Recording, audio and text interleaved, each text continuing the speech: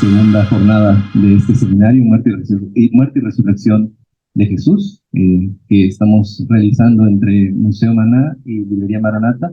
Gracias a todos los presentes, gracias a todos los que se dieron la oportunidad de estar aquí. Y no nos queda más que dar inicio a este segundo día, y con ello también realizar la clausura de este mismo. El día de hoy, como algunos saben, tendremos dos ponencias. Y pues vamos a dar inicio con nuestro programa del día de hoy, realizando y dando inicio a esta actividad. Me queda presentar y con ello también agradecer a Enoc Franco, a Areli, que se encuentra por ahí arriba, ¿no?, directora del museo. Y pues vamos a tener en este momento la participación de Enoc Franco Hernández, que es egresado de la carrera de Letras Clásicas de la Facultad de Filosofía y Letras de la Universidad Nacional Autónoma de México. Estudio de hebreo como lengua extranjera en la Escuela Nacional de Lengua, Lingüística y Traducción, también por parte de la UNAM.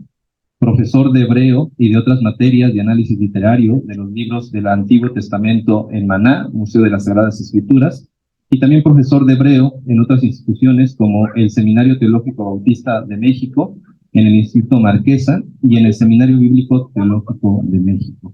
Les pido un fuerte aplauso para Enoc Franco, quien nos va a realizar una exposición sobre diferencias entre los evangelios sobre la crucifixión. Bienvenido, Enoc, muchísimas gracias. Muchas gracias.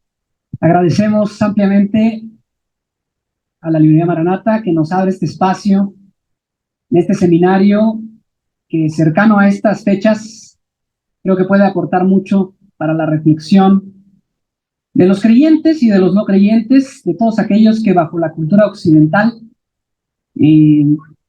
pertenecen también a toda la riqueza cultural que es el texto bíblico en todas sus expresiones.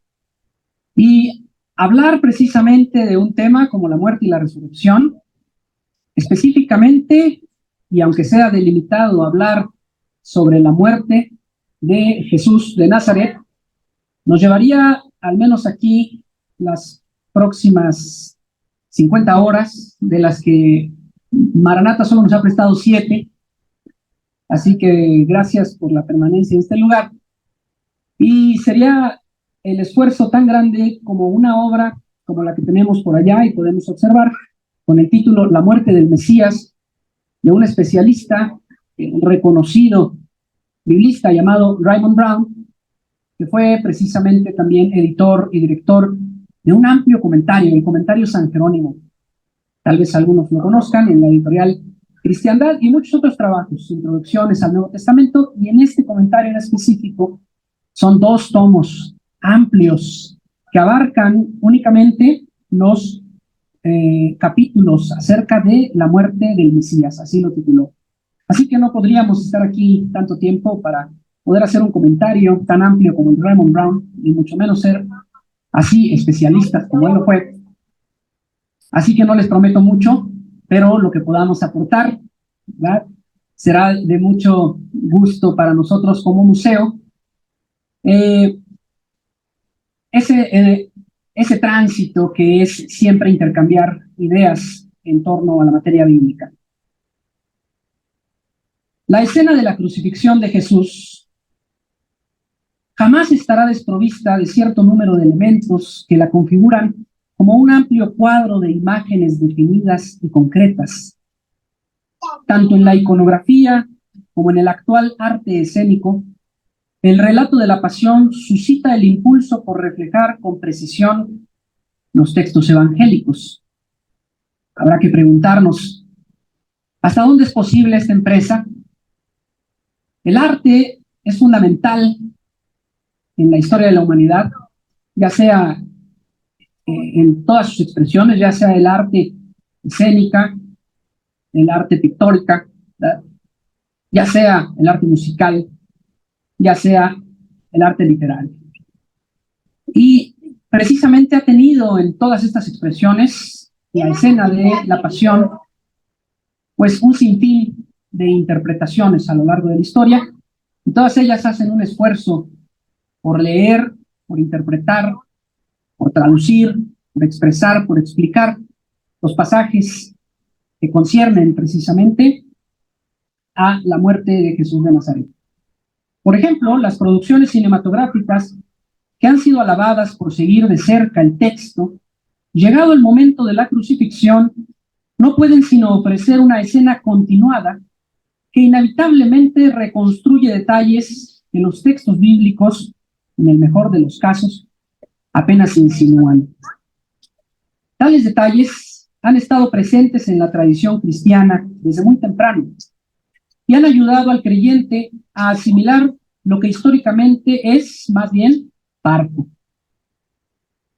Por ejemplo, la escena que tenemos aquí atrás, que intenta ilustrar precisamente la lejanía, como ya lo veremos en alguno de los evangelios, de las mujeres y de los cercanos a Jesús, que apenas y nos presenta alguno de los evangelios que pudieron estar de esa manera cerca de Jesús, un gran amigo, maestro, allegado y posteriormente interpretado Mesías. Así que nos preguntamos desde aquí, ¿quiénes habrán sido los testigos, o en griego, los mártires?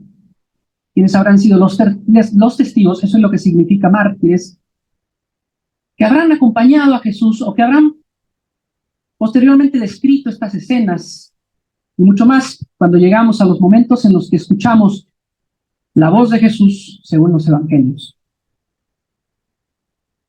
Así repetimos que el arte hace un gran esfuerzo por proporcionar algunos detalles que el texto bíblico apenas insinúa. Como en el arte, también en la liturgia, el espectador llega a asimilar las escenas de la pasión como un evento coherente y organizado en el plano de la narración. Pero un lector atento, que en su aproximación a los 4 documentos evangélicos no desdeñe las diferencias entre ellos, no podrá disimular que, en su forma individual, cada evangelio tiene un rostro muy particular. Podemos pasar la siguiente diapositiva, que es el título. Y precisamente nos disponemos hoy a hablar solamente de manera muy lejana, así como esa contemplación de las cruces, acerca de las diferencias entre los evangelios sobre la crucifixión. Es sabido que desde la antigüedad cristiana, la existencia de 4 evangelios suscitó la crítica de filósofos y escépticos en contra de la coherencia en el mensaje cristiano, de donde fue natural el intento por ofrecer una explicación desde 2 perspectivas. Una, que preferiría limar las diferencias hasta esculpir un solo relato, homogéneo, coherente, que integrase de cada fuente lo particular y lo transformase en general. Por otro lado, estaría una perspectiva que incluso consideraba propio de la inspiración divina la forma cuádruple del relato, aunque considerase que se trataba de un solo mensaje. pero que jamás renunciaría a los matices del prisma compuesto por los cuatro lados. Ejemplo del primer caso fue el llamado diatésarón de Tasiano, aproximadamente entre el 170 y el 180 después de Cristo, al que hoy solo tenemos acceso por reconstrucción desde traducciones y fuentes fragmentarias. Podemos tener, por ejemplo, en una edición como esta, claro que al abrir este pequeño librito y enterarnos de ese diatésarón, pues parece que estamos ya frente a la obra, ¿no? Lo cual, pues es una reconstrucción, como decimos, muchas veces fragmentaria y a través de las traducciones que quedaron. Se piensa, por supuesto, que el original pudo estar en griego, algunos han defendido que estuvo en siriaco, el siriaco era una lengua derivada del arameo, y Tasiano, precisamente, se dio a la tarea de unificar de alguna manera, como lo decíamos, en esa tendencia, los cuatro evangelios. Basta con leer quizá el pasaje de la Pasión para entender lo que estamos diciendo acerca de esculpir un solo relato y que parezca tan unificado que jamás alguien se podría preguntar después de esto en qué no se pusieron de acuerdo los evangelistas. Este evangelio, como lo indica el nombre, se presentaba como único relato, derivado de los cuatro originales. En griego, todia tesaron evangelion, o sea, a través de cuatro, un solo evangelio. La intención teológica tuvo que ver acaso con la simplificación de la memorización y la difusión del mensaje, además de contribuir en lo apologético. Alguien podría decir, era algo sumamente positivo, ¿verdad? Era fácil de memorizar, tenía un fin de alguna manera pedagógico y contribuía también a resistir los ataques de la crítica de los escépticos y de todos aquellos que veían en el cristianismo un mal en el Imperio Romano. Por ejemplo, la gran obra que tenemos de un llamado Orígenes contra un filósofo llamado Celso, donde precisamente Celso, criticando la pluralidad de las fuentes, cree que no se puede hallar, en efecto, un mensaje claro y distinto. Así, esta obra aparentemente podría tener un fin apologético de muy buena talla. El ejemplo del segundo caso fue claramente una reacción a esa idea aséptica simplificadora. Por el contrario, los que defendieron la pluralidad acentuaron también la perspectiva teológica que interpretaba que los evangelistas incrementaron el sentido de la revelación aportando su particular impronta. En esta corriente tenemos tempranamente a Ireneo de León. Como en esta cita que tenemos aquí, espero que se alcance a ver, si no.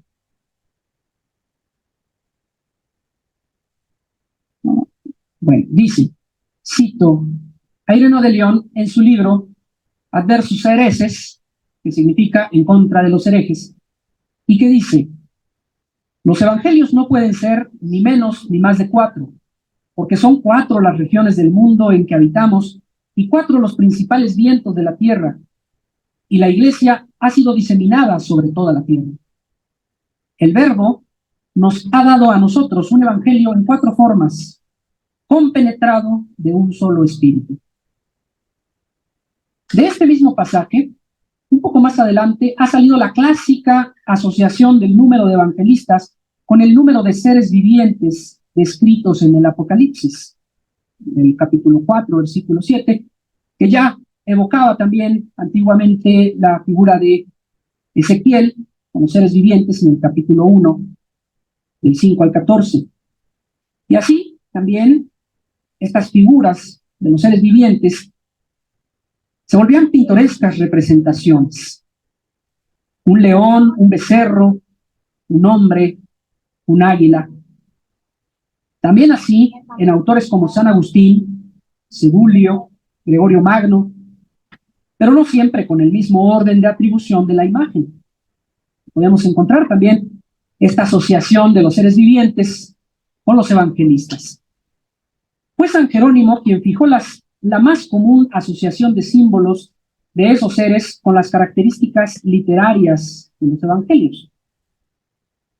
Así tenemos que fue en Occidente, precisamente, Jerónimo quien atribuyó esa clásica visión. A Mateo le aplicó el hombre, pues su relato comienza con la genealogía humana de Jesús. A Marcos, el león, animal de las estepas desérticas, pues su evangelio comienza por la predicación de Juan el Bautista en el desierto.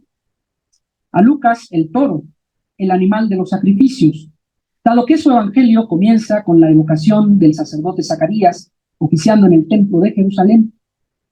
Y a Juan, el águila, ave admirada por su vuelo majestuoso y raudo y por las alturas vertiginosas en las que anida, pues da comienzo a su obra con un gran himno cristológico que anuncia los grandes temas evangélicos.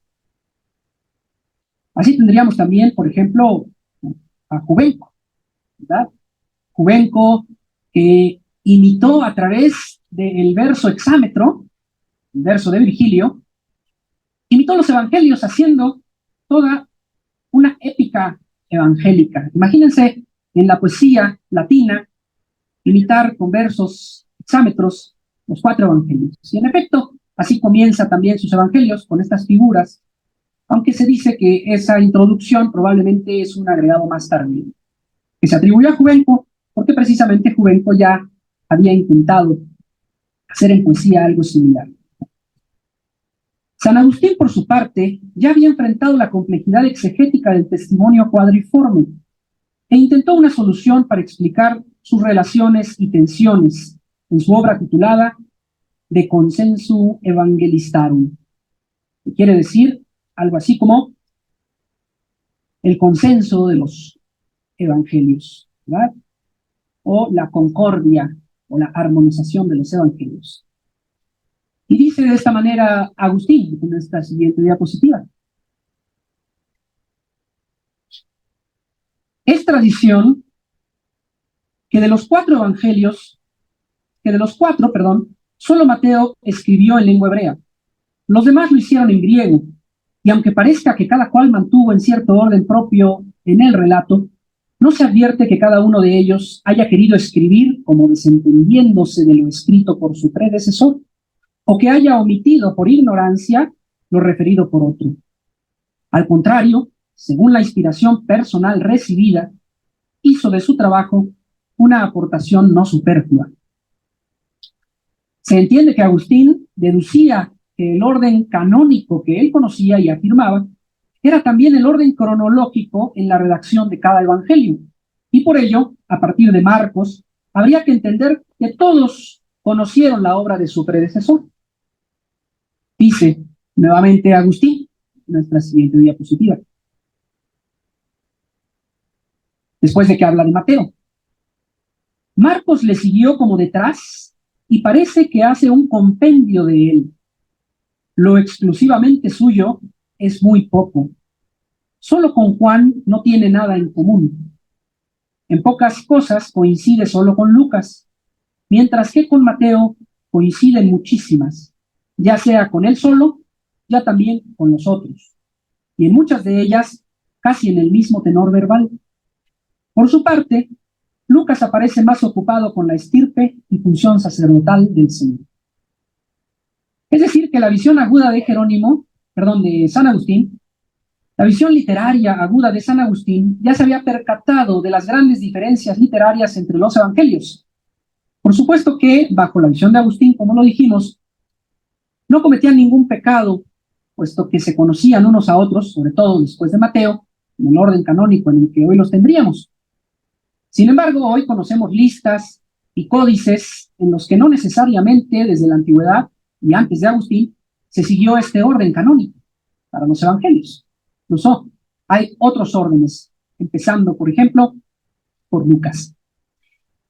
Bien. Agustín, de alguna manera, también dejó como un legado esta apertura del análisis de los textos en su aspecto, como lo dice, verbal, refiriéndose a las características muy propias de cada evangelista, Pero eso no es equivalente a la actual crítica literaria de la que vamos a hablar más adelante. Bajo este análisis fue canónica la respuesta que la tradición medieval ofrecía ante la difícil tarea de armonizar los datos de los relatos evangélicos. Y durante siglos no se cuestionó el valor histórico de dichas fuentes. La exigencia actual en los estudios bíblicos no parte ya de respuestas tan restringidas y limitadas solo por la exégesis antigua para la lectura de los evangelios.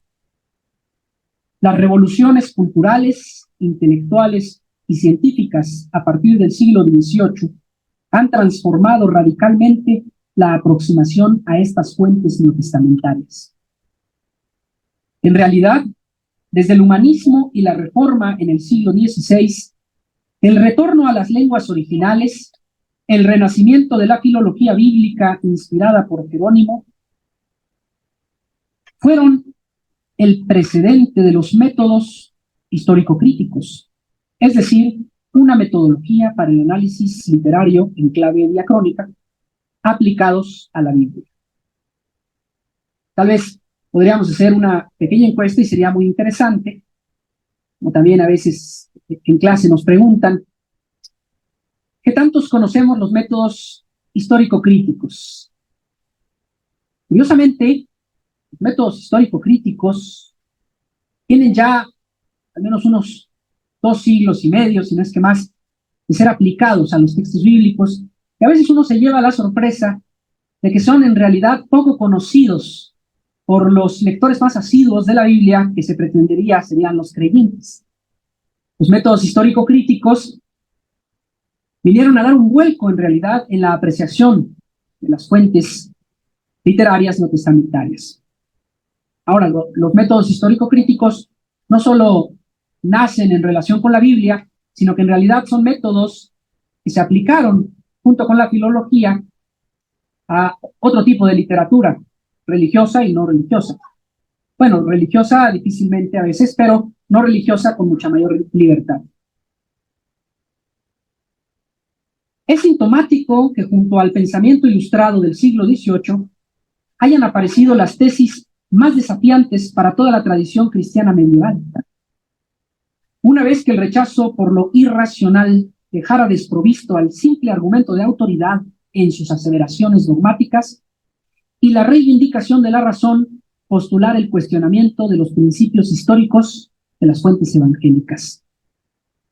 2 ejemplos claros son, por un lado, la primera sinopsis de los evangelios realizada por Johann Griesbach en 1774, que como crítico textual proporcionó un instrumento invaluable para apreciar las relaciones literarias entre ellos. Por ejemplo, aquí tenemos, actualmente son mucho más abundantes, los materiales de este tipo, como los que podemos observar aquí, esta sinopsis bilingüe de los evangelios, más el Evangelio de Juan. Por allá, también de parte del museo, tenemos una edición únicamente en griego, que por cuestiones de espacio, la editio mayor, la edición que pretende ofrecer grandes fuentes críticas, pues edita únicamente en griego. Así que la aportación de Griesbach hizo precisamente que a partir de él nosotros podamos llamarle problema sinóptico, o a estos 3 evangelios que bajo una misma visión tienen coincidencias, les podamos llamar evangelios sinópticos. Serían Mateo, Marcos y Lucas. Y de ahí que a Juan se le llame hasta el día de hoy el 4º evangelio. Este aporte de los finales del siglo XVIII, como decíamos, está acompañado además, por otro lado, por el comienzo de la investigación moderna sobre la vida de Jesús, convencionalmente atribuido a la obra póstuma de Hermann Reimers, de la que el más famoso de sus fragmentos lleva el título de Las pretensiones de Jesús y de sus discípulos, obra editada como revista entre 1774 y 1778 por Gotthold Lessing. Este fragmento número 7 de las obras de Reimarus fue en realidad devastador para algunos sectores creyentes, ya que postulaba en este análisis que el proyecto de Jesús de convertirse en un liberador para su pueblo había acabado en un completo fracaso y que después de su muerte, al no aceptarlo, sus discípulos robaron el cuerpo y comenzaron a inventar las leyendas en torno a Jesús, ¿verdad? Quien no conoce este punto de partida de la historia confunde a veces fácilmente a qué se refiere el estudio de la vida de Jesús en el aspecto científico y también en lo que posteriormente se llamó el Jesús histórico. Estos dos hitos del siglo XVIII pueden representar bien el germen de todo el posterior desarrollo moderno de la investigación. Es decir, como la siguiente diapositiva, el examen crítico de las fuentes neotestamentarias y las teorías literarias que buscan comprender su forma y contenido, principalmente de los evangelios, ¿verdad? Habría que, por supuesto, añadir aquí que se fue sumando con el tiempo no solo el comprender su forma y contenido, sino en cómo fue la historia de su redacción, cómo surgen, cómo pueden diferenciarse los estratos de redacción, es decir, si los evangelios nacen de un solo episodio en la pluma de los evangelistas, o en realidad van añadiendo información y, por supuesto, las relaciones literarias entre unos y otros. También así, el desarrollo moderno de la investigación da lugar al llamado Jesús histórico, que comentábamos, que habría que definir como, aunque hay muchas definiciones, claro, para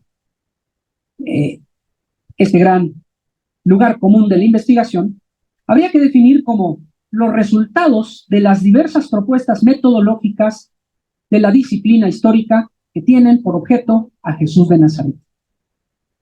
Hay que identificar que después de Reimarus, precisamente, se habría hecho una insistente división entre el Cristo de la fe, que habría surgido como una confesión post-pascual, o sea, después de la muerte de Jesús, y el Jesús histórico, es decir, aquel personaje de carne y hueso anterior a la creación de esta fe en torno a su figura, como si estuvieran completamente separados.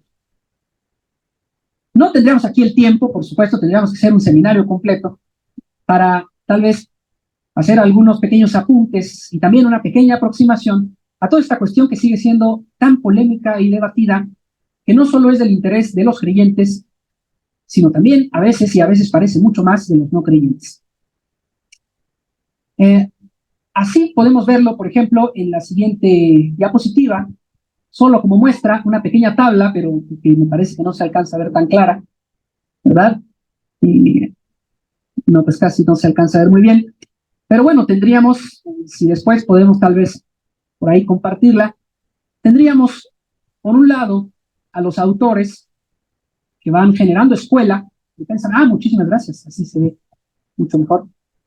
Por ejemplo, comenzando desde allá, mencionábamos a Reimarus, ¿verdad?, a Lessing, Herder, a Strauss. Y por ejemplo, como lo estábamos viendo, a Reimarus con la distinción entre el Jesús histórico y el Cristo eclesial.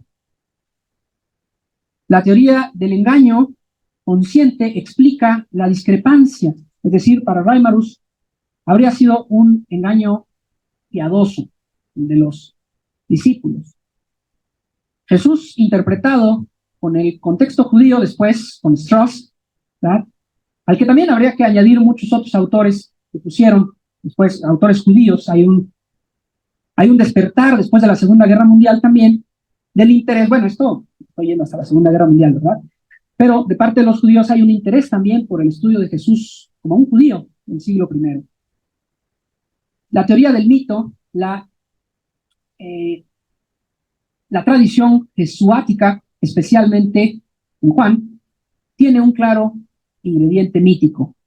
Es decir, se pensaría y se diría que los sinópticos tienen mucho más de histórico que lo que tendría Juan. Juan es una exposición ya teologizada, es una exposición teológica que abre de una manera muy distinta el Evangelio, precisamente hablando de un Cristo preexistente, a lo que incluso se le habría asociado también con algunas discusiones gnósticas, e incluso con haber adoptado cierto vocabulario gnóstico. Bueno, como no tenemos tiempo, solo habría que decir que precisamente estos diferentes episodios en el desarrollo de la investigación histórica sobre la vida de Jesús, pues han hecho escuela también en la teología, sobre todo también en la teología alemana, principalmente, y habrá dado lugar precisamente a autores tan importantes, por ejemplo, como Bultmann, incluso en la teología, los que hayan abordado el difícil problema de casi antes de Bultmann y después de Bultmann, sabrán que hay una dificultad por sus escritos y por sus postulados. Y cabe recordar que precisamente todos estos autores, muchos de ellos, en general, la mayoría, no pretendían destruir ni desacreditar la fe, sino comprenderla. Pero por supuesto, como lo veríamos en la parte inferior de la tabla, comprenderla desde los aspectos intelectuales y culturales del momento, ¿verdad? Por ejemplo, nos dice aquí en la parte de Bultmann, exponentes recientes de la teología dialéctica intentan salvar el pozo en la revelación y la historia. Hay una fuerte discusión entre revelación e historia. Ahí tendríamos a grandes teólogos como Bultmann y por otro lado a Oscar Cullmann, por ejemplo, y todos ellos implicados en la dificultad de las nuevas lecturas sobre los evangelios, las nuevas hipótesis sobre la vida de Jesús y las nuevas hipótesis también de comprensión literaria de los evangelios. Bueno, así se volverá tendencia generalizada a partir del siglo XIX que el acceso al Jesús histórico estuviese marcado por los criterios de historicidad descubiertos en cada progreso de la cuestión. A la pregunta, ¿cómo decimos qué es lo que viene de Jesús?, se aplican diferentes criterios. Así en la siguiente diapositiva, y bueno, queda esto como una simple mención de algo que es un mar de información respecto a progresos de la investigación y los cambios, ¿verdad? Desde la Old Quest, la antigua búsqueda por el Jesús histórico, hasta la más moderna pregunta por el Jesús histórico o búsqueda. Bueno, a partir de eso podríamos tener que se generan ciertos criterios. Por ejemplo, solo por poner los más representativos y los más aceptados dentro de los críticos, el criterio de dificultad, el criterio de discontinuidad, el criterio de conformidad, el criterio del testimonio múltiple y el criterio de rechazo y ejecución. Y en este último, el criterio de rechazo y ejecución, vendría muy bien precisamente la aplicación a lo que es propiamente de la historia respecto a Jesús en la escena de la pasión, en los pasajes evangélicos, el relato de la pasión, ya que precisamente la idea de que unos judíos del siglo I hayan rechazado a Jesús y hayan ejecutado a Jesús, quiere decir que algo en sus ideas, en su persona, en su movimiento y en sus discípulos tuvo que ser tan representativo como para llevar hasta ese extremo a un maestro, digamos, que como las diferentes escuelas fueron intentando descubrir, no solo era un maestro de ética, un maestro de moral, un maestro de espiritualidad, sino que bajo sus discípulos llegó a ser comprendido como el Mesías. Un título que conlleva en toda la riqueza religiosa del antiguo Israel y después del judaísmo una serie de significados tan profundos como la historia misma de la religión hebrea y judía. Se pretende que estos principios metodológicos se apliquen a la totalidad de cada evangelio, pero tratándose de los relatos de la pasión, adquiere total interés que, a diferencia de las demás unidades que tratan sobre hechos y dichos de Jesús, que podemos hallar en orden y relación muy distinta en cada evangelio, el relato de la pasión es la acción continuada de Jesús más extensa que podemos conocer. Esta progresión de acontecimientos que narran los últimos momentos de la vida de Jesús incluso ha sido comprendida por diversos especialistas como el centro y origen de la redacción de los evangelios. Es decir, los evangelios habrían comenzado por el final, ¿verdad? Por el evento más inmediato a la memoria de los transmisores, la ejecución de Jesús. Y la demás información se añadió hasta llegar a los relatos de corte más biográfico, como la infancia y el nacimiento, tardíos y solo presentes en Mateo y Lucas. Esto es muy interesante, muy importante para la comprensión del relato de la pasión, ya que el relato de la pasión, con ciertos elementos que generan una sucesión en el relato, pueden considerarse, por un lado, bastante parangonables entre los evangelistas y, por otro lado, casi un misterio por descifrar por qué entonces los evangelistas difieren en algunos puntos muy sustanciales de su información y de la manera en la que cuentan el relato de la pasión. Cabe mencionar tal vez de paso que en el progreso de la investigación sobre los evangelios llegó un punto a donde el lugar que ocupaba Mateo, que era el primero en orden canónico, fue sustituido por el de Marcos. Marcos vino a ser considerado el evangelio más antiguo, e incluso la fuente de Mateo y Lucas, por supuesto, salvando la cuestión del problema sinóptico respecto a las teorías que resolverían cuál es la relación entre Marcos como fuente y aquella información que tienen Mateo y Lucas que muchas veces no corresponde a Marcos. De ahí la teoría, por ejemplo, de las dos fuentes, la fuente Q, que viene del alemán Quelle, que querría decir precisamente que junto a Marcos habría otra fuente de la que también habrían copiado Mateo y Lucas. Estoy presentando simplificadamente y muy mal esta teoría de la fuente Q, pero es una teoría que hasta hoy se sigue discutiendo y que precisamente sigue generando la dificultad en la reconstrucción de la historia de la redacción de los evangelios. Así, el que Marcos ocupe ahora el lugar principal cambia la perspectiva que, por ejemplo, decíamos de Agustín, ¿no? Según Agustín, Marcos había dejado fuera muchas cosas que había contado Mateo y ahora para los investigadores es mucho más claro. Marcos, siendo un relato mucho más escueto, es más bien añadido después de información por Lucas, por Mateo, y Juan, que no comparte, en realidad, ¿verdad?, con Marcos, ahora viene a ser, junto con Marcos, Juan y Marcos vienen a ser dos evangelios que son los pilares para comprender los relatos de la pasión.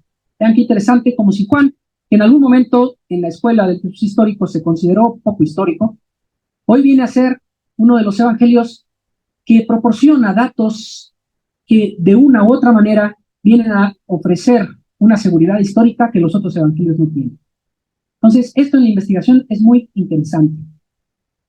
Aplicando, por ejemplo, el criterio de dificultad, Piñero dice: no conozco comentarista serio alguno que niegue la historicidad de la crucifixión de Jesús, puesto que fue algo terrible para los seguidores de Jesús, a los que planteó innúmeras dificultades teológicas. Para los que conozcan los trabajos y la postura de Antonio Piñero, sabrán ustedes que es un historiador español, agnóstico, y que en efecto no es teólogo. Habrá que saber distinguir entre sus postulados, sus conclusiones, sus grandes aportaciones. Una de ellas, por ejemplo, es que si bien también dentro del progreso, de la evolución de la investigación sobre la vida de Jesús, se llegó a plantear la inexistencia de Jesús, es decir, la idea de que Jesús era un simple mito, así le llaman los mitistas, historiadores serios e historiadores incluso no creyentes, aconfesionales, han podido tomar esta postura casi ya inamovible de que no se puede pensar la no existencia de Jesús, de que la existencia de Jesús es naturalmente un dato histórico, no solo por las fuentes evangélicas o neotestamentarias, sino incluso por las fuentes extrabíblicas.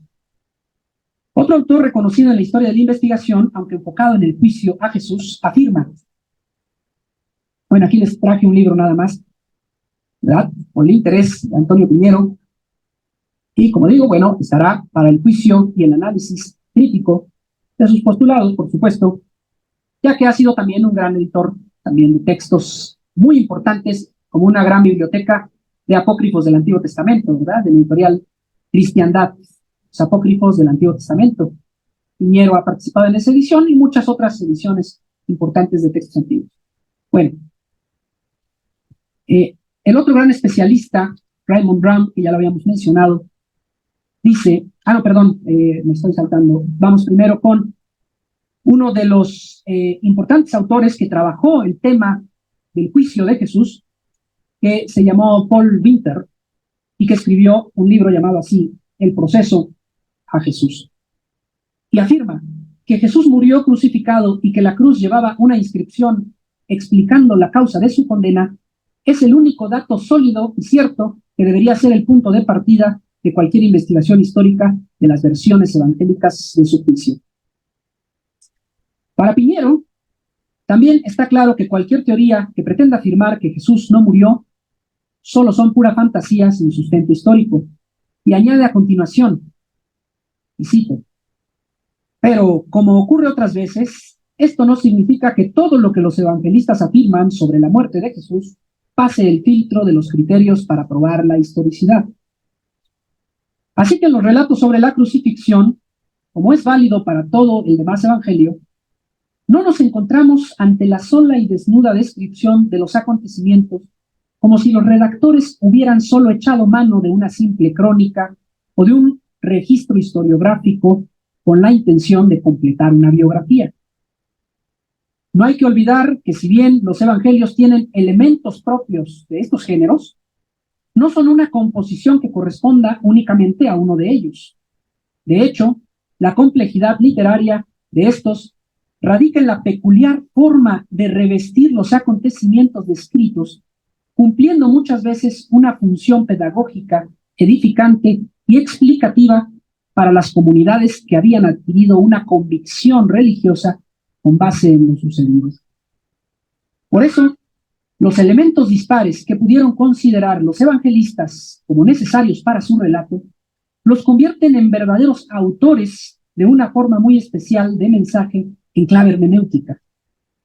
Raymond Brown, el más que reconocido especialista, sustentaría que la diversidad de información no siempre tiene una razón clara para pertenecer al conjunto. Dice, y lo cito, en los sinópticos, aunque algunos de los elementos referidos cumplen la escritura o corresponden a la visión general del respectivo evangelista, otros son presentados sin una clara indicación de finalidad. De hecho, ninguna explicación, creo que estaba en la lámina, si no es que me salté, de hecho, las otras, disculpen.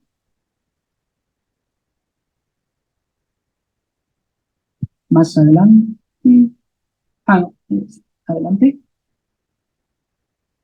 Era ahí, perdón, estaba bien. La anterior. Ahí, ¿verdad? En los sinópticos, aunque algunos de los elementos referidos cumplen la escritura o corresponden a la visión general del respectivo evangelio, otros son presentados sin una clara indicación de finalidad.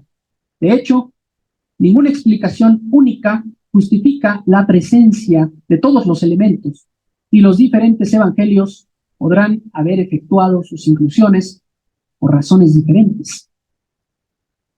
Así que nos disponíamos a hablar de las diferencias entre los evangelios, quizá no nos quede mucho tiempo para ello, pero sí nos va a quedar tiempo para que esta base y este fundamento nos hagan comprender ciertas perspectivas nuevas, ciertas perspectivas, y no por nuevas buenas, sino porque nos informan del estado de la cuestión, de cómo en efecto hoy algunas lecturas de los evangelios son necesariamente críticas. Así, por ejemplo, con lo que dice Brown, podemos ver la siguiente diapositiva, ¿verdad? Tal vez aquí las gráficas ayuden más que una aburrida conferencia de 40 minutos. ¿verdad? Y con esta gráfica podamos hacerlo más interactivo. Por ejemplo, quizá si se puede hacer toda, a ver si se alcanza a ver, diferencias entre los evangelios sobre la crucifixión. Regresamos a nuestro tema y decimos, por ejemplo, que partiendo de Marcos, que para algunos críticos hoy es el evangelio más antiguo, y el evangelio base también sobre el relato de la pasión, aunque se ha postulado ahora, después de tanta evolución también de la investigación, que probablemente existe un relato premarquiano de la pasión, es decir, un relato que estuvo en el fundamento de la transmisión oral, del que probablemente también Marcos tomó información para poder dar una progresión a los acontecimientos. Entonces tenemos, por ejemplo, en Marcos, 7 eventos principales. El nombre del lugar, el ofrecimiento del vino, la crucifixión, la partición de los vestidos, la mención de la hora, la inscripción con el cargo y los 2 bandidos. A lo que habría que corresponder, y ahí comenzaríamos a hacer las preguntas sobre en qué difieren y por qué los evangelistas, porque podríamos ver, por ejemplo, que de esos puntos de partida marquianos, de Marco, podemos ver que, por ejemplo, en el primero, nombre del lugar, aparece en los otros 2 evangelios sinópticos y también en Juan. Pero del ofrecimiento del vino, solo podemos verlo también en Mateo, sin embargo, no en Lucas y en Juan. La crucifixión presente en todos, la repartición o la partición de los vestidos, presente también en todos, pero con un especial interés teológico en Juan. Incluso se muestra mucho más amplio este pasaje en Juan. Y después, un dato, por ejemplo, muy particular de Marcos, que es la mención de la hora, que no aparece en ningún otro evangelista. La inscripción con el cargo está presente en todos los evangelios, pero con un especial interés en Lucas. De hecho, ya hará también escuela tener que hablar del buen ladrón, muy específico en Lucas. ¿Y por qué Lucas presenta esta idea tan diferente? Mientras que Mateo y Marcos presentan a los 2 criminales a sus lados, insultándolo, Lucas cuenta que uno de ellos no lo insulta, sino todo lo contrario, ¿verdad? Le pide que lo contemple en la venida en su reino, ¿verdad? Ahí hay una intención teológica, dirían los biblistas, para que Lucas pueda desarrollar todo un aspecto que es coherente con otras partes de su evangelio, no solo en este pasaje, ¿no? Entonces, en la cuestión de los 2 bandidos, perdón, aquí hay algo muy particular con Lucas. Lo mismo con la inscripción en el cargo. Otra manera de representarlo, es si avanzamos a la otra diapositiva, así podemos ir cerrando con las diapositivas ya. ¿Tenemos tiempo? ¿Estamos bien? ¿Sí? Uy, también se ve un poco chico. Gracias. Podemos ir desde arriba, porque es interesante verlo también en otro tipo de lista. Por ejemplo, hablar de un elemento como Simón de Cirene, que se encuentra en los 3, las mujeres que se lamentan en el camino del Calvario, solo en Lucas, el ofrecimiento de vino mezclado con mirra, dijimos solo Marcos y Mateo, la petición de perdón por Jesús para sus ejecutores, solo en Lucas, indicaciones de horas, por ejemplo, la tercia, decíamos, solo en Marcos, pero la sexta, de sexta a nona, la gran oscuridad, en los 3, varias burlas presentes en los 3 evangelios, hablando de los sinópticos, arrepentimiento del buen ladrón, solo en Lucas, oscuridad sobre la tierra, los 3, el grito Eloí, Eloí, lama sabactani, en Marcos y Mateo, la idea de que Jesús busca la salvación en Elías, en Marcos y Mateo, seguimos un poco hacia abajo la lista, me parece, el fuerte grito final de Jesús, los 3, y aquí habría que poner atención, porque en efecto, el primer grito de Elí, Elí o Eloí, Eloí, lama sabactani, estaría solo en Mateo y Marcos, pero hay un grito más, que es el grito final, y que Juan lo va a interpretar de una manera muy distinta. Eso es algo interesante, porque entonces hay una anotación teológica en esto. Las palabras, Padre, en tus manos pongo mi espíritu, solo en Lucas. La rasgadura del velo del santuario, en los 3.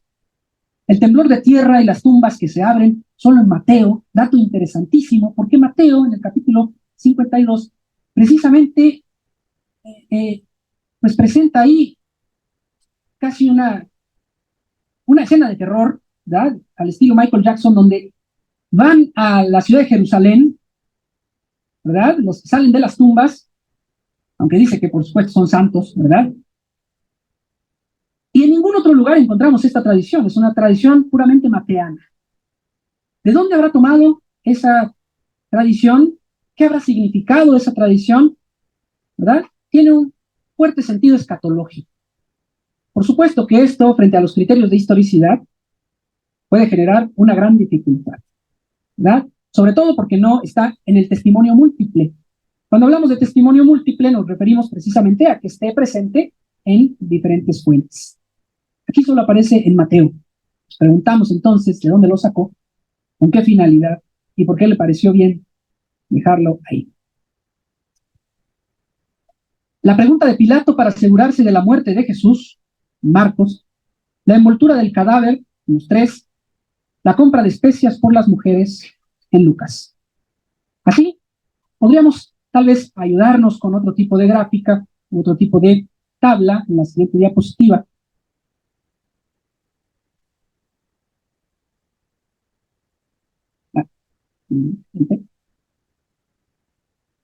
Por ejemplo, las secuencias presentes en los 4 relatos.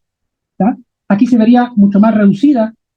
Si leyéramos nosotros, como hacíamos con el Diatésaron, y nos hubiéramos quedado únicamente con las escenas que están presentes, las secuencias que están presentes en los 4 evangelios, podríamos tener entonces la salida, llegada al Gólgota, crucifixión de Jesús y de 2 criminales, inscripción en la cruz, reparto de los vestidos y muerte de Jesús. Aquí es donde se postula que probablemente había una fuente premarquiana de los relatos de la pasión. Es decir, que partiendo de la sencillez y de lo que sería común a los 4, probablemente estaba también muy presente en la tradición original. Así podemos seguir en otras secuencias, por ejemplo, las secuencias presentes en los 3 sinópticos, pero ausentes en Juan. Ya habíamos dicho algunas de ellas, ¿no? Pero nuevamente, en una gráfica como esta, veríamos cómo se reduce el espacio. La intervención de Simón de Cirene, ya lo vimos llevando la cruz, que curiosamente, frente a Juan, ¿verdad? Será Jesús el que lleva la cruz. Qué curioso porque en el Via Crucis, que se hace en esta semana, a veces, ¿verdad? En la que sigue, es Jesús el que lleva la cruz y se trata de empatar, se trata de armonizar estas 2 visiones. La habrá llevado por un tiempo y después la tomó Simón, ¿verdad? O como lo cuenta Juan, solo fue Jesús. Bueno, en realidad esas armonizaciones siempre serán complejas, como lo dijimos, ¿no? En las películas tendrá que tomarse una determinación estética, ¿verdad? Y escenográfica y también del guión, ¿verdad? Guionística. La hora sexta a nona, ya dijimos, injurias de los responsables, oscuridad en la tierra, el grito fuerte final de Jesús, la rasgadura del velo, la reacción del centurión, mencionado, la envoltura del cadáver, ya lo vimos. Así la siguiente, podríamos ver secuencias presentes solo en Mateo y en Marcos y ausentes en Lucas y en Juan, ahora dejando a Lucas y Juan como un grupo. Eso también los estudiosos entonces hacen diferentes ejercicios de agrupación de los evangelios para un análisis.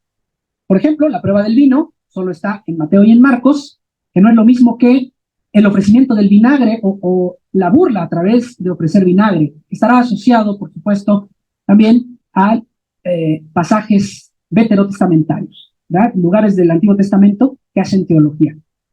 Entonces, la prueba del vino es una prueba muy específica.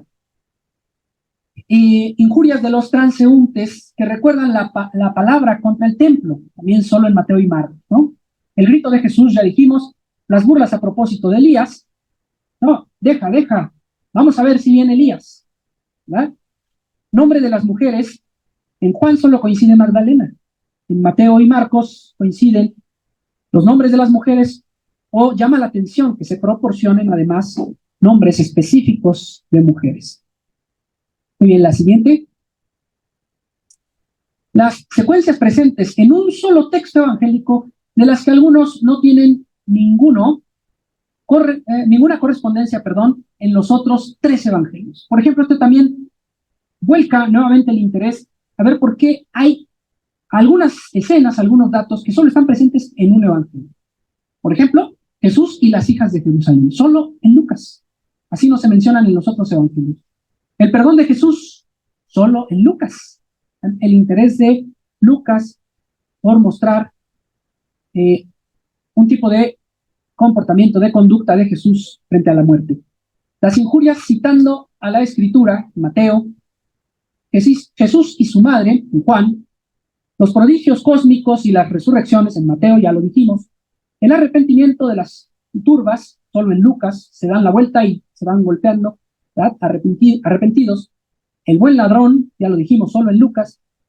La lanzada y su significado, solo en Juan, es decir, que se le atraviese el costado. Esto tiene una significación teológica muy amplia, pero solo la encontraríamos en Juan. Así, la importancia de, por ejemplo, Lucas, la siguiente, podemos pasar a la siguiente. Estas son precisamente citas, ya con que se vean así puede ayudarnos a imaginar que todas estas citas de Lucas tienen elementos de los otros evangelios, pero dispuestos en otro orden e incluso en otros lugares, no necesariamente como los ordenan los otros evangelios, ¿verdad? La siguiente diapositiva.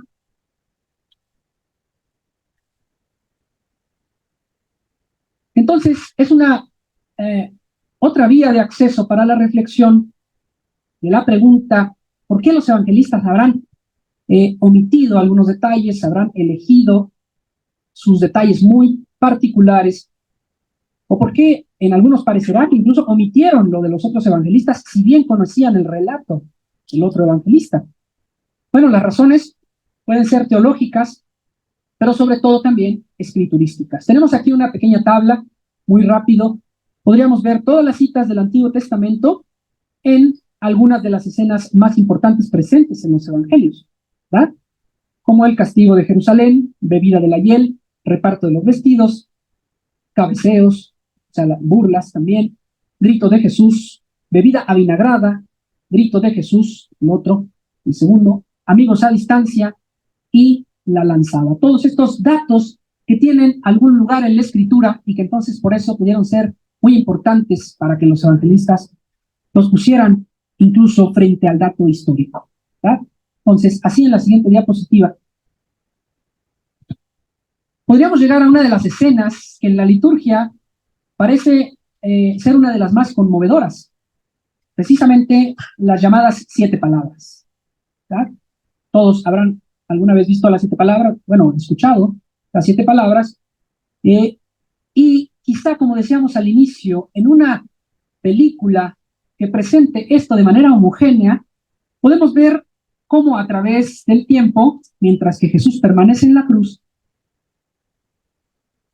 enuncia estas 7 palabras, pero que en realidad, bajo este tipo de análisis, nos tendrían que dibujar 4 películas distintas, ¿verdad? O al menos unas 3 películas distintas, porque las palabras de Jesús están distribuidas de esta forma. Por ejemplo, Padre, perdónalos, en Lucas únicamente. Mujer, he ahí tu hijo, o he ahí a tu madre, ¿verdad? Únicamente en Juan. Luego, hoy estarás conmigo en el paraíso, el buen ladrón, ¿verdad? Únicamente en Lucas. Tengo sed, únicamente en Juan.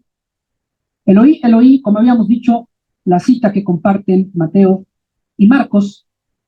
Padre, en tus manos encomiendo mi espíritu, únicamente en Lucas. Y todo está acabado únicamente en Juan. Desde las perspectivas literarias, estas diferencias no solo cumplen el compromiso con la dificultad, sino que nos plantean el verdadero desafío de comprender la calidad teológica y la perspectiva de cada evangelio, en el origen del evangelio. Por ejemplo, una idea de Jesús sufriente, evocando al justo sufriente del Antiguo Testamento, se puede transformar en un grito ininteligible, ¿verdad? Del grito ininteligible en Mateo y Marcos, después del Eloí, Eloí, que no le habría gustado quizá a algunos, si lo planteamos de esta manera, ver al Mesías diciendo, ¿por qué me has abandonado? A pesar de que eso pueda tener su paralelo en el Salmo 22, ¿verdad? Que en realidad en hebreo dice, Eli, Eli, lama asabtani. En hebreo quiere decir lo mismo, pero como vemos no fue citado en hebreo, sino en arameo. Pero para alguna comunidad o algunas de las comunidades iniciales, seguidoras de Jesús, pudo haber representado un desafío, un verdadero punto de dificultad, aceptar que el Mesías en la cruz tendría que haber reconocido el abandono de Dios, ya que en otro momento también, dentro del mismo evangelio, podría escucharse que Dios jamás abandonaba a Jesús.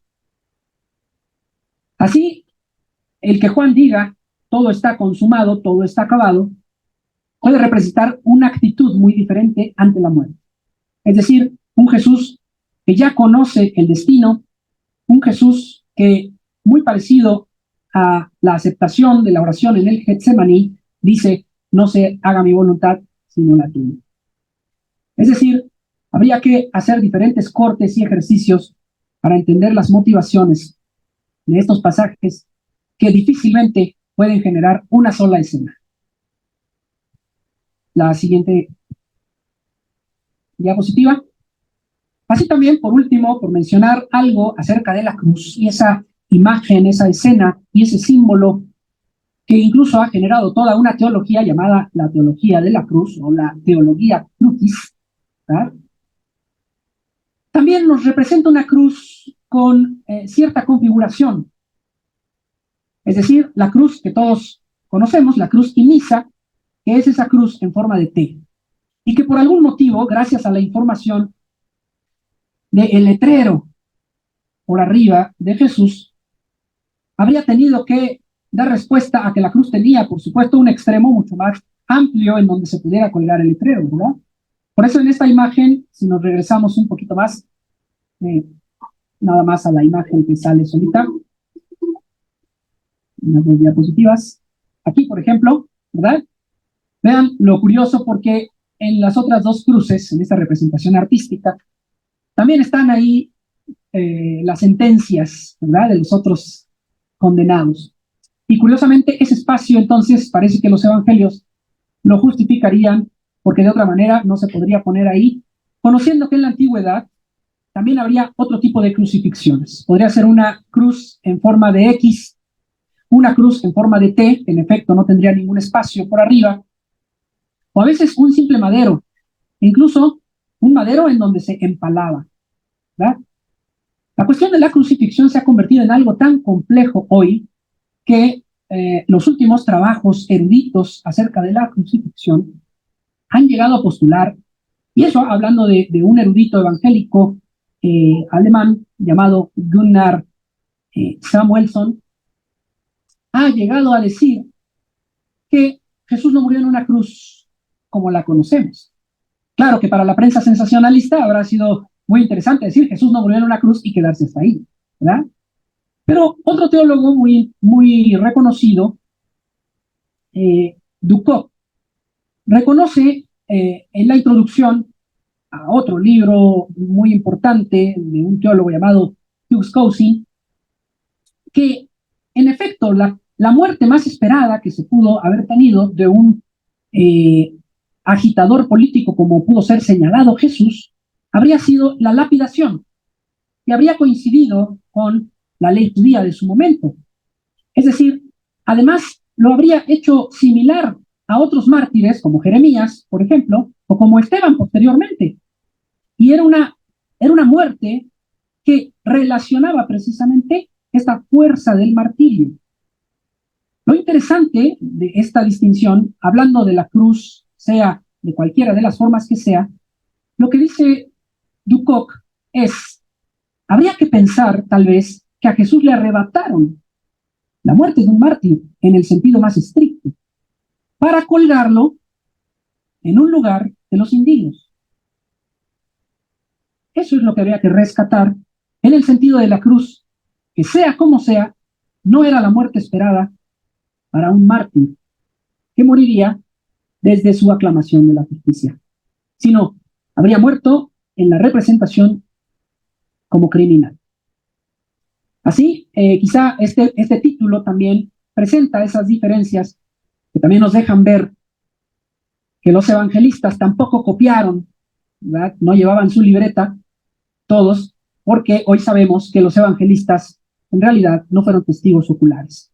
Y las tradiciones que dieron lugar al letrero, si podemos pasar nuevamente la diapositiva, también entonces conllevan sus diferencias. Marcos, el rey de los judíos.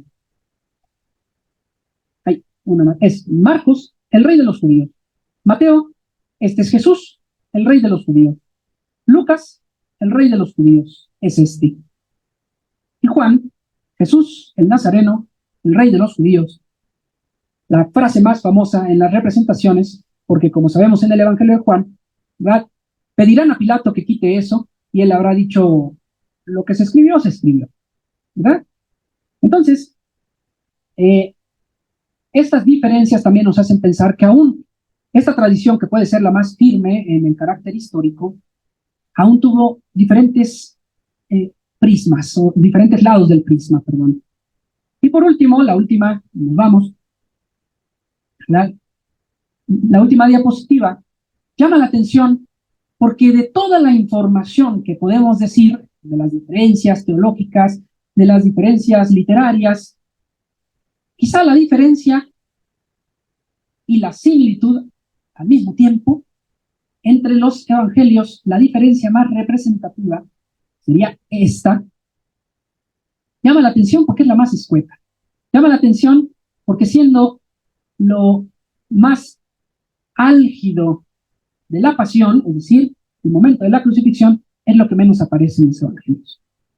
Es decir, en los evangelios no tenemos una descripción gráfica, una hipotiposis, le diríamos, que es un recurso literario, donde podría haber la imaginación literaria dado vuelo a la iluminación de la escena y extendieron sus manos y lo atravesaron.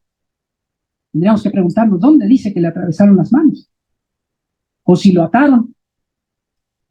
En los evangelios, el dato de la crucifixión es el más escueto de todos. Así encontramos que en Marcos dice, y lo crucifican, en un presente histórico. Y más adelantito, ¿verdad? Kai staurosin, dice en griego, ¿no? Vean, muy simple en griego también, kai staurosin auton, y lo crucifican. Y ese es todo el dato. Y en el versículo 25 dice, kai staurosan auton, como una repetición solamente hacia el pasado. En Mateo dice, pero habiéndolo crucificado, etcétera, etcétera, etcétera. Kai apegadon autos eisto staurosai, y conduciéndolo para ser crucificado, staurosantes lo crucificaron, staurosantes de autón. En Lucas, allí lo crucificaron. Ekei staurosan autón. Y es todo lo que dice Lucas. Juan, ¿dónde lo crucificaron? Hopu auton staurosan. Y otra vez en el verso 23, stratiotai hote staurosanton Jesum. Y esto es lo que dice. Los soldados, ¿verdad? Y ahí estaban los soldados, ¿dónde crucificaron a Jesús? Es decir, la descripción de la crucifixión no es nada abundante. Y esto responde a que en la antigüedad la crucifixión no solo era terrible para los judíos, e incluso la pregunta es, ¿por qué para los judíos tuvo que ser posible la crucifixión? Después habrá información en Flavio Josefo de algunas crucifixiones o de empalamientos, pero sobre todo también para los romanos y en general la crucifixión era tan deleznable que no había que mencionarla. Así que este silencio por los detalles puede coincidir muy bien con la idea de que no era necesario. Es más, habría que huir, como lo decía Cicerón, no lo tengas ni en la mente. Era una especie de superstición, porque solo se crucificaba a los extranjeros y delincuentes, no a los romanos. Pues bien, hasta aquí concluimos las diferencias en los evangelios. No solo responden o no solo están ahí para que podamos armonizarlas, están para que podamos evitar el conflicto que hasta el día de hoy siguen presentando los evangelios en este misterio que fue la crucifixión de Jesús y que sigue embargando a creyentes y hoy también en un crecido interés a no creyentes. La respuesta es: ¿cómo aprenderemos a dialogar desde la cruz? Muchas gracias. Muchas gracias, Iván.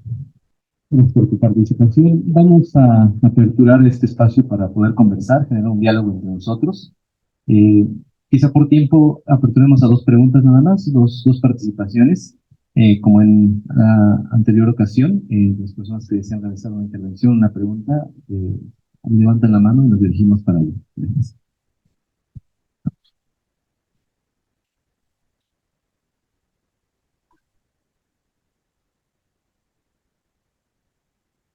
Sí, nada, me quedó la pregunta, refiere en la teología de la lanzada. No sé si nos pudiera explicar un poco qué es esa teología o porque solamente lo refiere Juan, ¿no? Comentaba cómo está eso relacionado con no sé, una profecía mesiánica, la relación entre el Padre y los hombres, o qué podría ser. Quizá era la teología de la cruz. Bien, la teología de cuando lo atraviesan, ¿no? Cuando le ponen la lanza, tiene una implicación teológica y que por eso Juan lo okay. menciona. Bueno, lo de la teología de la cruz, porque mencionó, no sé si haya teología de la lanza, pero de la cruz, más bien era la teología de la cruz, que es todo este movimiento precisamente de encontrar el sentido contradictorio de un Dios encarnado que muere en la cruz, ¿no? ¿Y qué quiere decir ese sentido? Que es un símbolo de contradicción ya en el mismo Jesús, y que la cruz tenga que ser un símbolo de redención, siendo un símbolo de castigo, ¿no? Y de ahí, después, por supuesto, también los movimientos de la imitación a Cristo, ¿no? Pero la teología de la cruz, por supuesto, es algo más amplio. El aspecto de la lanza, que se aprovechó precisamente solo desde Juan para, como lo veíamos ahí en los Salmos, ¿verdad? Y en Zacarías, si no me equivoco más bien, atravesaron mi costado, ¿no? Verán al que atravesaron. Y después, por supuesto, la idea de que es la forma de reconocer a Jesús, ¿no? Que fue atravesado. Lo interesante es que a veces también se entiende por lo de las manos y los pies, pero en los evangelios no se dice con claridad, y esto es lo que ha argumentado por ahí este investigador que les comentaba, de que no se puede asegurar que fue clavado en la cruz, ¿verdad? Porque no hay un dato que en realidad lo diga. Y así como a veces en el arte la representación de los clavos involucraban la sangre que se derramaba, ¿verdad? A veces en el mismo arte los clavos iban aumentando de tamaño, ¿verdad? También para abonar a esta idea del sufrimiento. Claro que sea con clavos o sin clavos, el sufrimiento, el suplicio de la cruz será suficiente en la antigüedad para reconocer que era una de las peores muertes, ¿no? Pero el de la lanza, en efecto, también dará lugar al nacimiento, ¿verdad? Que de ahí sale la iglesia, por ejemplo, este sentido que se conoce de la cruz. Y bueno, en efecto, la lectura, diríamos, hiperliteraria, es decir, que generó después de estos relatos teología, generó la teología, es decir, la interpretación también de los discípulos en torno al hecho, ¿no? Es sintomático también que en los evangelios a veces aparezca algo así como: y los discípulos no entendieron esto sino hasta después, ¿verdad? Porque quiere decir que en efecto, si hubiera estado desde el principio la comprensión de lo que sucedía o la interpretación de los hechos, tal vez no tendríamos los evangelios como los tenemos hoy, ¿no? Es decir, tuvo que pasar un tiempo para que ese ejercicio también en torno a la fe, en torno al reconocimiento y al compromiso de existencia ante el fenómeno, ante el hecho, pues generara una interpretación que abonara a la comunidad y a la fe de la comunidad. Muchas gracias. ¿Alguien más? Bueno, por cuestiones de tiempo, perdón. Sí, hacemos su nombre, por favor. Hola, buenas tardes. Mi pregunta sería sobre la fuente Q. Mencionaste en la fuente Q que serviría como fuente para escribir posteriormente los evangelios, pero quisiera que por favor pudieras ampliar. ¿Cuál es esa fuente Q? Claro. En el problema sinóptico, por ejemplo, uno de los especialistas, tenemos aquí este libro de Santiago Guijarro, que él tiene, si les interesa ahondar en la cuestión se le llama documento, no evangelio Q, porque precisamente tiene por diferencia con los evangelios que no sería un evangelio ya formado, sino una fuente. Y esto surge del problema sinóptico. El problema sinóptico es dar respuesta a las relaciones entre Mateo, Lucas y Marcos. Es decir, ¿por qué si aparentemente Lucas y Mateo y Lucas tienen a la vista a Marcos, ¿por qué omitirán alguna información de Marcos y en su lugar tendrán una información que comparten, pero precisamente no está en Marcos? Viene aparentemente de otra fuente. Entonces, al problema sinóptico se le dieron al menos unas cuantas soluciones.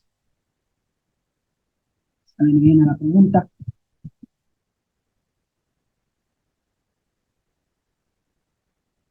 Parecido a lo que sucedió con la historia de la redacción del Pentateuco, ¿verdad? También se esbozaron diferentes hipótesis. Por ejemplo, la hipótesis del Evangelio primitivo, la hipótesis de los fragmentos, la hipótesis de la tradición oral, la hipótesis de la utilización literaria y, por último, el intento de solución, que es la teoría de las dos fuentes. Entonces, quizá, para no ponerlo, más bien dicho, para ponerlo en mejores palabras de un especialista, diríamos así. Antes de proponer la teoría de las dos fuentes como solución al problema, es conveniente definir ciertos límites. En primer lugar, no ha llegado hasta nosotros el texto original de los evangelios sinópticos.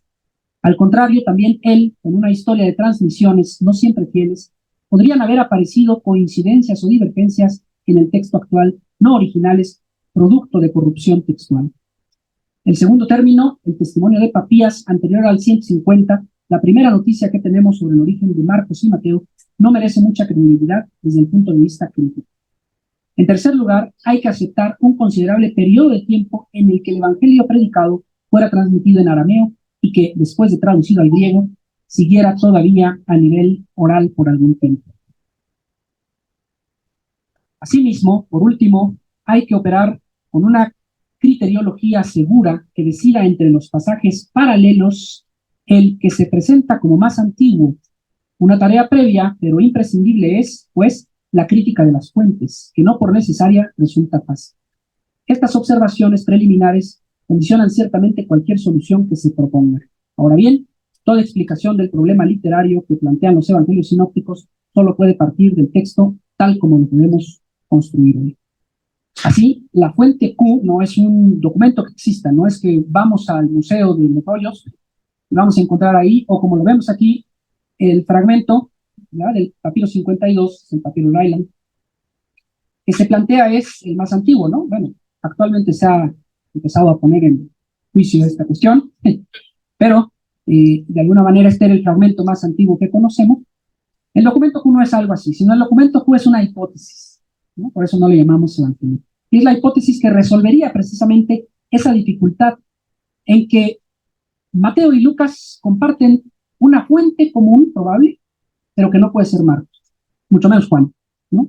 Y por eso se postula que debió existir ese documento, ¿no? De hecho, hay reconstrucciones. Por ejemplo, al final de este libro de Raymond Brown, ahí viene un poco de la fuente Q, y aquí también viene algo sobre la fuente. Santiago Guijarro tiene otros trabajos en editorial Sígueme que hablan sobre la fuente. Es uno de los especialistas que lo trabaja. ¿Okay? Gracias, Enoch. Y vamos para una última, y nada ok. más que reduciríamos ahí el tiempo de descanso. Pues yo quería preguntar sobre Juvenco. Mencionas que hizo, que poetizó, ¿no? Los evangelios. Me imagino que en griego, porque hablaste de Hexámetros y Virgilio. En latín. En latín, porque Virgilio, claro, sí. Virgilio imitó la Ilíada, ¿no? Con arma, virum, cecano, troiequi, primus, aboris, imitaba el verso hexámetro de la Ilíada, y después quedó como paradigma de poesía latina, ¿verdad? Y Juvenco entonces hace una poesía de los evangelios, ¿verdad? Usando el verso hexámetro en latín.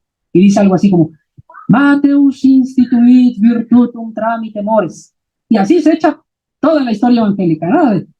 En hexámetros. Entonces, es muy interesante. Esa obra de Juvenco se puede conseguir, bueno, ahora ya no tan fácil, ¿eh? Porque desapareció Gredos, pero si por ahí la ven, bueno, en Editorial Gredos estaba editada la historia evangélica de Juvenco. ¿Eh? Ok. Muchísimas gracias, Enoch. Bueno, con ello damos por concluido esta primera sesión. Un aplauso para Enoch. Muchísimas gracias por su participación. Y en nombre de Librería Maranata, que queremos especiar también en nombre de Editorial PI, el curso de Teología Patrística de Javier Picasa. Muchísimas felicidades. Gracias, Enoch.